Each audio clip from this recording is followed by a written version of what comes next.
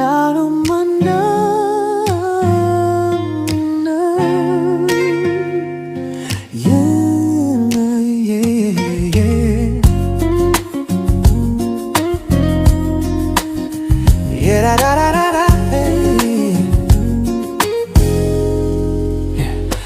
Nahuman na ang selebrasyon ng ulilanay komosyon. Namingaw na ang itibag, wala'y sakyanan, sad na nga ba?